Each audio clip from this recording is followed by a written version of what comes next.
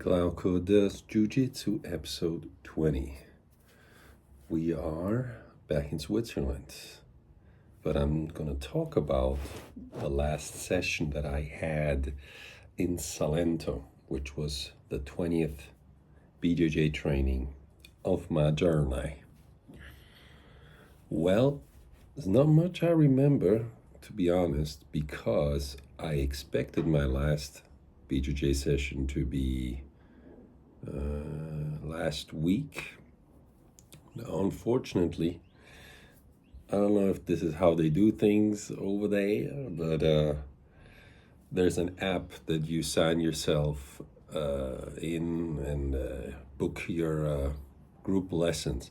Now I've booked my last 3 lessons because I thought, all right, better save those, my spot. And then I learned again that you have to check that app the day you go to the training, because the admins, they can still cancel lessons and stuff, which is what happened. So I wanted to go there for my last lesson and the group lesson was canceled. But a couple of days before, it was still up. Anyways, bunch of nonsense. So my last BJJ training is I want to say almost 2 weeks ago, but not by choice, mind you. Seems to be a recurring theme. And so I really don't remember much about that, except I remember that we went straight into rolling. It was basically an open mat. And the first one was kind of, easy, flowy, and then we progressed. And the thing I remember about that, I think I even might have made some notes here. I think I might made some notes. I know 2 things that were amazing that I remember. Okay, so sparring, still pushing on. Yes. Okay, so first, let's get the negatives out of the way. I'm still gassing out like crazy, even though I am used more to rolling and doing BJJ. I'm not going full ham as I used to, but I still, after 2-3 rounds of rolling, I am gassed out. I don't know if this is because of my deviated septum or my sensei in Italy said, you're just pushing too much. I'm like, okay, maybe that's the way it is. If I could roll maybe more frequently, then my cardio would get better. I don't know.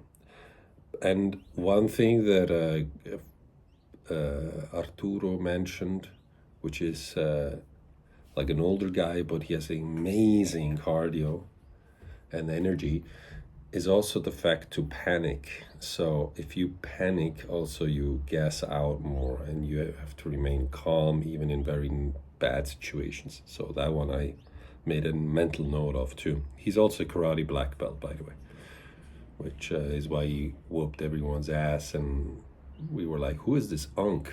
This guy's amazing. All right, anyways. And that's pretty much the most negative things I wrote down. Then for the positive things, I tried to play more guard and the fundamental principles of guard, not being completely on your back, always being a little bit on the side, shielding well with my shields, my knees, and connecting also knee and elbow. If they do come to the side, these things are starting to make more appearances. Then did some side control escape. Now if they go into the what is it, kisakatami, the Japanese side control, I just use my legs as a pendulum and I swing myself to side control. Did a couple of those. Then I cannot believe it, but I did a half guard sweep from octopus. So those are the 2 big highlights.